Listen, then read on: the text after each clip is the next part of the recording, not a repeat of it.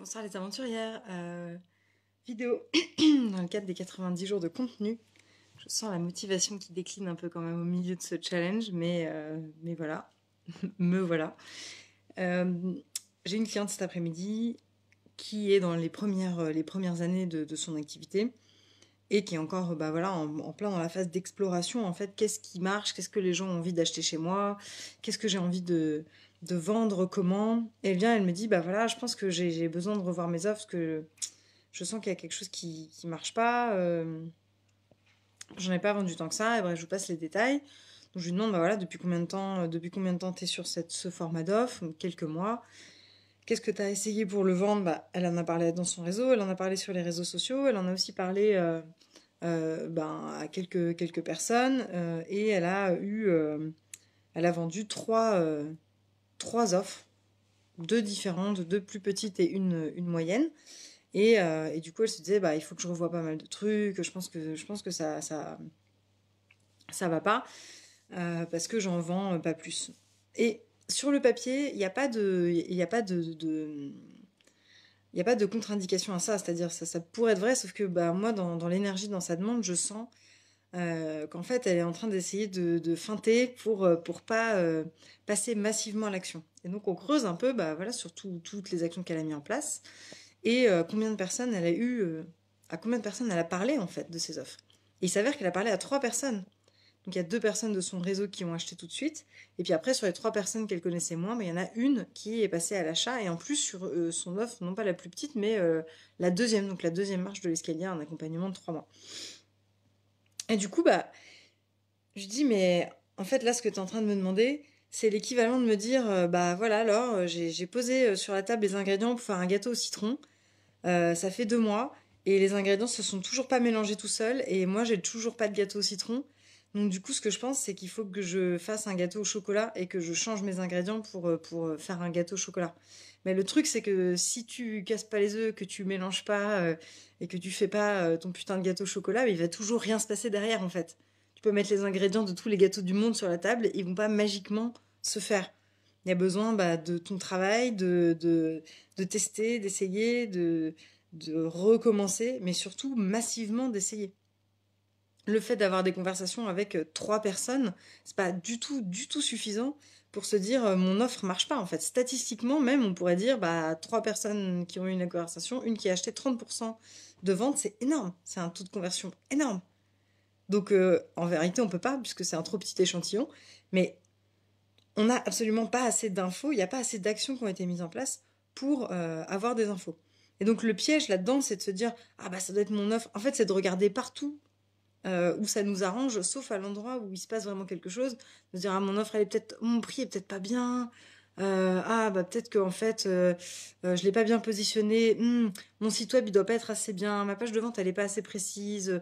Mes posts Facebook il faut que je fasse des formations de copywriting pour mieux vendre. Non mais que dalle en fait, rien de tout ça. Ça sert à rien d'acheter un four dernier cri, ça sert à rien d'acheter le fouet le plus incroyable du monde, ça sert à rien d'avoir un saladier en or massif si tu vas pas mélanger les putains d'ingrédients dans le putain de saladier. Donc prends un saladier Ikea, fais comme tout le monde, tu commences à zéro et tu fais absolument comme tout le monde, c'est-à-dire tu fous la main à la pâte, littéralement. Cette métaphore de gâteau est allée beaucoup trop loin. Tu mets ton huile de coude dedans en fait. Il n'y a pas de ah mais je procrastine, mais je bloque, mes machins et tout. Tant que tu peux pas me prouver que tu as vraiment essayé, qu'il y a vraiment des actions qui ont été mises en place dans la durée, que tu as parlé à 50 personnes et il y en a zéro qui ont acheté, ok là, il y a un problème d'offre, il y a quelque chose à regarder. Mais si sur 50 personnes, il y en a zéro qui ont acheté, c'est aussi que toi, tu as t'interrogé sur ta qualité d'écoute et la façon dont tu vends. Parce que sur 50 personnes à qui tu parles, le but au début, c'est vraiment de comprendre leurs besoins, de comprendre avec quoi ils viennent à toi et de calibrer. Si tu as parlé à 50 personnes et qu'il y en a zéro avec qui tu as eu une conversation qui était suffisamment intéressante pour comprendre son besoin, pour te positionner, c'est que soit tu parles délibérément aux mauvaises personnes, soit tu n'écoutes pas les gens et tu fais que de leur vendre ton truc. Je reviens sur mon histoire de marché. Donc hier, j'étais au marché en tant que amie d'une éditrice et j'ai tenu son stand avec elle toute l'après-midi. Bah, j'ai fait cette expérience en fait, de tester différentes façons de parler aux gens, de voir ce qui les accroche, ce qui les accroche pas, sentir en fait dans leur regard, est-ce qu'ils ont envie d'avoir un speech, est-ce qu'ils ont pas envie d'avoir un speech, Est-ce qu'ils ont juste envie de regarder? Est-ce qu'ils n'ont pas envie de regarder? J'ai testé plusieurs approches pour les bouquins. J'ai dit, ah bah vous voyez, ces livres, ils ont été imprimés de façon écologique, donc il y a pas de vernis en fait sur la couverture, ce qui la rend très douce au toucher. Et j'ai observé que tous les gens à qui je disais ça, tous les gens, ensuite passaient leurs mains sur le livre et touchaient, disaient, ah oui, c'est vrai. Donc moi, je suis contente parce que en termes de vente, ça veut dire que j'ai créé un contact physique avec l'objet. Ils se sont engagés avec l'objet. Est-ce qu'ils achètent à chaque fois? Évidemment que non. C'est pas comme ça que ça marche. Mais ça crée un contact physique avec l'objet. Je parlais de la collection. Au début, j'expliquais d'une certaine façon, puis je trouvais ça un peu long et je voyais que les gens décrochaient. Donc après, je demandais bah, quel âge a l'enfant. Est-ce que vous pensez à un enfant en particulier? Un enfant de quel âge? Et puis comme ça, je peux directement les orienter vers le bon truc. Il y a un des livres qui est sélectionné pour un prix. Bah, j'ai testé de parler à des gens du prix et de leur expliquer l'histoire d'une façon adulte. C'est des adultes à qui on parle. Et donc, de leur expliquer l'histoire avec un peu d'argot, avec mon style très direct, en disant, bah voilà, l'abeille se barre de la maison, et là, spoiler, ça part en sucette.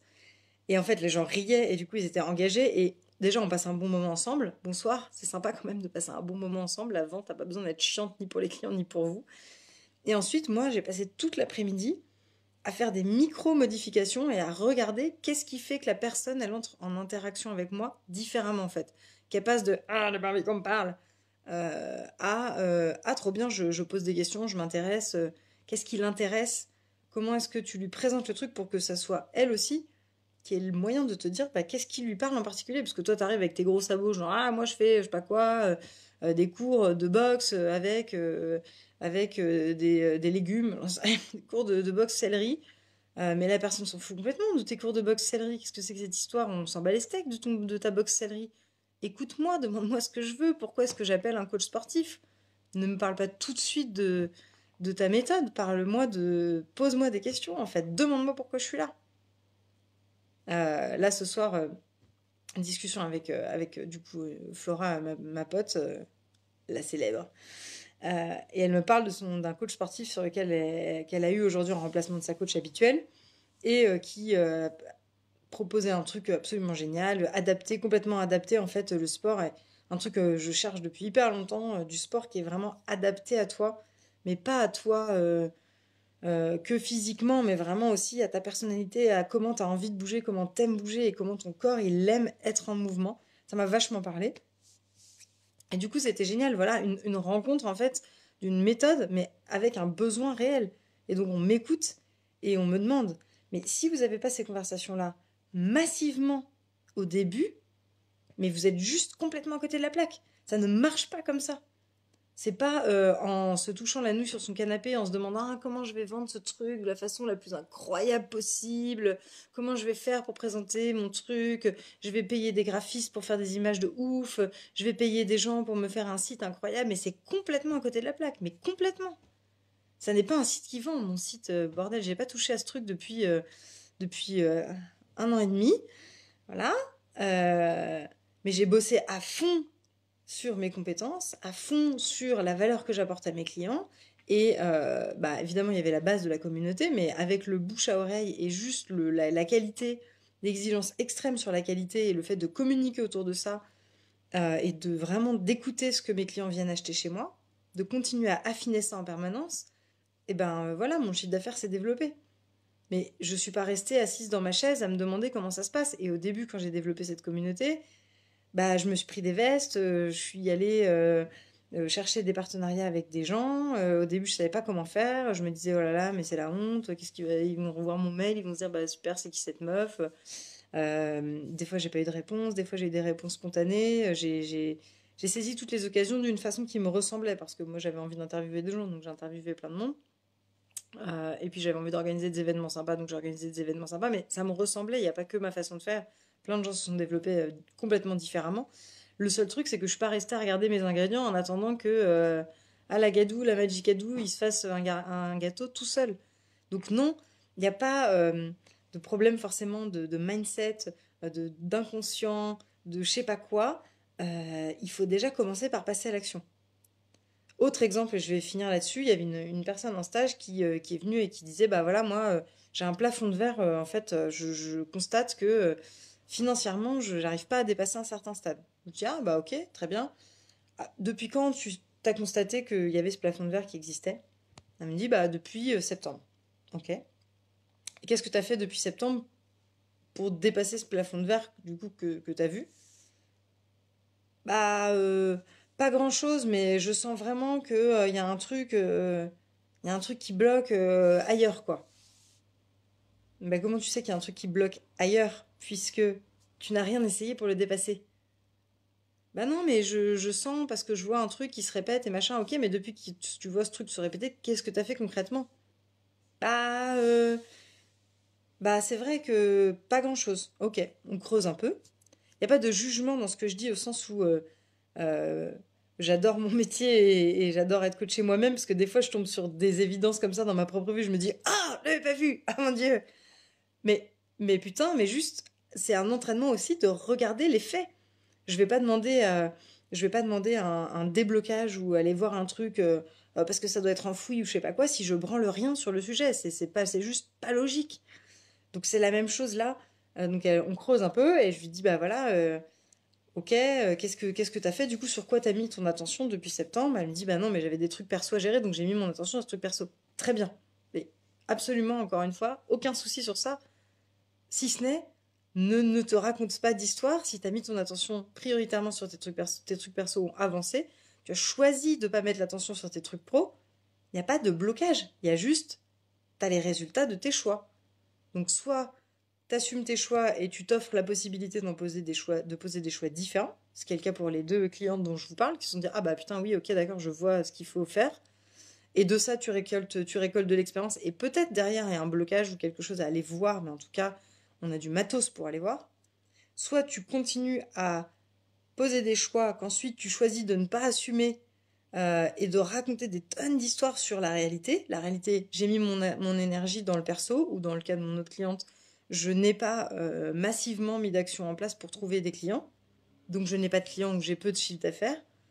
Bah, si tu veux faire ces choix-là et derrière te raconter que il se passe quelque chose de mystique qui t'échappe complètement et qui vient de nulle part, de ton passé torturé, ou de je ne sais quelle interaction improbable que tu as eue à l'âge de 4 ans quand tu jouais la petite marchande et du coup on t'a traumatisé et depuis tu n'arrives plus à gagner de l'argent, ok, mais là c'est un double choix d'impuissance, c'est-à-dire tu fais un choix, tu le reconnais pas, tu l'assumes pas et derrière tu racontes une histoire qui construit un mythe d'impuissance. Je peux rien faire, j'ai un plafond, je peux rien. Bah oui, je peux rien faire, mes offres se vendent pas. Alors que la réalité, c'est j'ai mis mon énergie sur le perso au lieu de le mettre. J'ai mis mon énergie sur le perso à ce moment-là, et donc, ma côté pro, ça, j'ai les résultats de ce que j'ai mis, c'est-à-dire pas grand-chose à ce moment-là. Ou j'ai posé les ingrédients sur la table et j'ai rien fait pour faire un gâteau, donc je n'ai pas de gâteau. J'ai des œufs crus, de la farine, du lait et du citron, ou du chocolat, ou je sais pas quoi.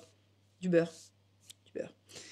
Bah voilà, c'est tout. C'est la réalité. Et c'est juste tellement plus simple et plus libérateur de regarder vraiment ce qui se passe et du coup de pouvoir poser un choix différent, ça fait mal au cul de se dire bah oui, bah en fait j'ai pas de chiffre d'affaires parce que j'ai pas mis mon énergie là. Oh, ça pique un peu. Ça pique, sauf que maintenant tu peux faire autre chose. Si c'est des forces mystiques, ton passé mystérieux, ou je sais pas, des êtres invisibles qui complotent pour que tu n'y arrives pas, bah forcément c'est un peu chiant. Par contre, si c'est juste toi qui reconnais la réalité qui est j'ai pas mis l'énergie à cet endroit-là, donc il n'y a pas de résultat, ah ben d'un coup, c'est beaucoup plus facile de reprendre des actions et du pouvoir là-dessus. Donc, comme ça m'est arrivé 2 fois aujourd'hui, je le remets en lumière. Regardez, faites-vous aider si vous avez besoin de ça. Je veux dire, moi, ça fait partie de ce que je fais et en partie aussi d'ailleurs de ce que j'aime faire. Juste, remettez-vous dans la réalité. Qu'est-ce que j'ai vraiment fait? Je n'ai pas de chiffre d'affaires. Ok, mais qu'est-ce que j'ai fait pour développer mon chiffre d'affaires? Et si vous me dites, j'en ai parlé à mon réseau, j'ai demandé à 3 potes et j'ai posté un post sur Facebook alors que vous n'avez pas de communauté, tout le monde s'en fout de ce que vous postez sur Facebook, évidemment que ça ne marche pas. Allô? C'est logique de ouf en fait. Facebook, les réseaux sociaux, les sites web, tout ça, c'est des stratégies de moyen à long terme. C'est génial, moi j'adore. C'est là où vous pouvez vraiment apprivoiser votre voix, commencer à vous exprimer, euh, construire petit à petit vraiment une communauté et un propos et même apprivoiser votre marque. Moi je suis à fond pour. Je trouve que c'est un très bel endroit pour explorer sa signature émotionnelle. Par contre, c'est pas là que vous allez trouver des clients dans l'immédiat. Ça ne marche pas comme ça. Ça ne marche pas comme ça. Il faut avoir plein de conversations avec des gens et bosser sur votre cœur de métier. Parce qu'il y a 2 sujets principaux d'aveuglement de fou chez les débutants. C'est un, je regarde pas le fait que je n'ai rien à offrir d'intéressant pour les gens, parce que je ne parle pas avec assez de gens pour savoir ce qu'ils ont envie d'acheter chez moi. 2, je n'ai pas vraiment d'expertise. Et je reconnais pas qu'en fait, j'ai juste pas assez bossé. J'ai pas assez bossé, donc personne n'achète. Bah ouais, mais c'est comme ça. Donc vérifiez si vous avez des offres, partez sur des trucs hyper simples au début, mais hyper simples, on s'en fout. Créer des conversations à répétition avec des gens pour qu'on puisse, pour comprendre ce que les gens veulent en face, ce qui résonne chez eux et qu'est-ce qu'ils ont envie d'acheter ou pas. Et assurez-vous que vous délivrez derrière en termes de valeur et tout va très bien se passer. Voilà. Ça prend du temps, c'est du taf, mais ça ne s'appelle pas un blocage en fait. Ça s'appelle juste faire son taf.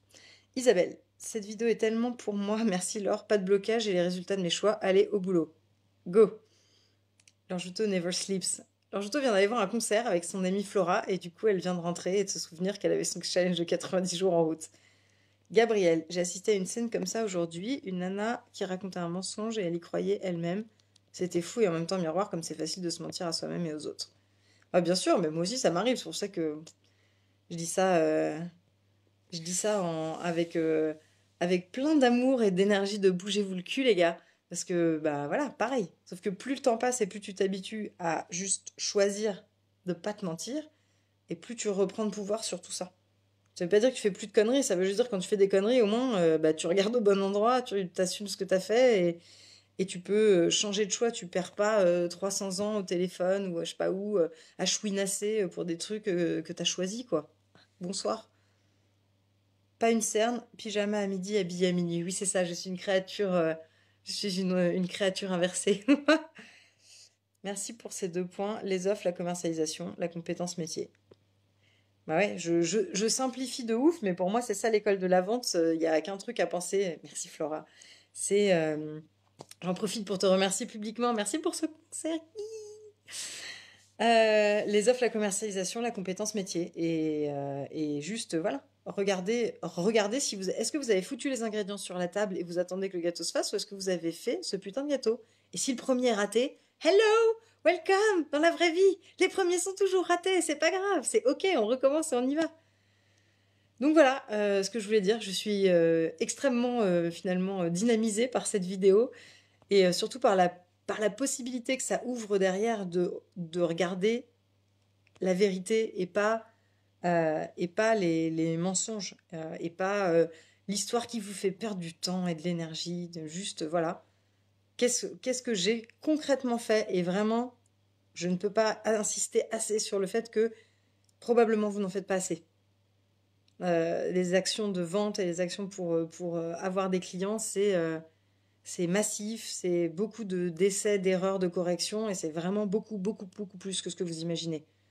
Vous pouvez commencer par vous faire une liste de 50 façons dont je pourrais trouver des clients maintenant, aller du plus fou au plus concret, au plus facile. Ça peut être parler à des gens dans le métro, parler à des gens dans le bus. Je sais que ça va faire horreur aux introvertis. Bah, c'est pas grave, c'est des méthodes d'extravertis. Faites d'autres choses, mais vraiment, encore une fois, un marché, c'est une très bonne école. Les gens en ont plutôt rien à foutre. C'est un public extrêmement peu qualifié qui vient sur un marché. Bon là, c'est un public un peu sensibilisé aux trucs éco-solidaires et tout ça où j'étais hier, mais c'est quand même un public très peu qualifié. On se caille les miches de ouf, donc au niveau l'énergie que tu dois mettre pour vendre 40 bouquins, juste t'es bien bien bien conscient. Euh, et c'est quand même, voilà, c'est quand même des gens à qui tu parles et avec qui tu peux affiner en permanence ton discours et comprendre ce que les gens viennent chercher. Donc voilà. Arrêtez de foutre les ingrédients sur la table, passez à l'étape suivante, faites-vous le cadeau de aussi les mélanger et tenter de faire un gâteau. Et seulement quand vous aurez fait ça, on pourra savoir si vous avez besoin de déblocage, de mindset ou de je sais pas quoi. Et si ça vous intéresse, on va lancer dès demain les ventes pour le premier club. Donc c'est un mastermind débutant qui commence co-animé par 2 meufs complètement improbables de cette équipe. C'est un peu une Rolls-Royce pour débutants, hein. J'ai mis une Ferrari, je crois, dans la page de vente, mais c'est vraiment c'est surdimensionné, c'est cadeau de ouf de bosser avec ces 2 nanas. Il y a d'un côté Claire, qui est une ancienne sportive, une ancienne basketteuse pro, qui est au taquet sur la discipline et les habitudes, mais vraiment adapté à la personne et qui a déjà depuis 8 mois plein de clients sur un business qu'elle a fait pivoter de l'anti-séduction jusque vers le business. Donc vraiment beaucoup, beaucoup d'inspiration. C'est une coach de ouf. Et voilà, elle est top. Elle est top. C'est de la débutante qui déboîte tellement. C'est une excellente source d'inspiration en plus du fait que c'est vraiment une très bonne coach. Et Rosina qui est... salut cousin. Rosina qui est une entrepreneur qui a monté une boîte qui est passée en 4 ans de 0 à... J'ai l'impression que je vais dire une bêtise entre 15 000 et 50 000. J'ai un doute, mais il me semble que c'est 50 000. En tout cas, de 0 à des dizaines de milliers de clientes. Et Rosina, c'est la reine de justement passer à l'action, y aller tout de suite, prendre 3 bouts de ficelle, une boîte de thon et faire un mariage princier, quoi. Donc voilà, c'est deux entrepreneurs de ouf avec une expérience de dingue à amener. C'est clairement une Rolls-Royce pour débutants et on commence en janvier. Ça va durer 4 mois cette première promo du premier club. 4 mois, 400 € par mois. Donc franchement, juste, c'est hyper facile pour moi de les vendre parce que je me dis, mais si j'avais eu ça à mon début, mais comme j'aurais gagné du temps de ouf par rapport à mes errances à faire des trucs qui étaient pas du tout efficaces, qui étaient pas du tout au bon endroit. Et là, bah, vous êtes juste dans les meilleures mains pour avoir et du mindset et du conseil sur comment on dépasse la chance du débutant et on devient vraiment la pro que vous avez envie d'être. Ça s'adresse à des débutants exigeants, ambitieux. Et ça commence en janvier. Les inscriptions vont ouvrir demain. Je vous souhaite une délicieuse nuit. Je vais me coucher et je vous dis à bientôt. Ciao!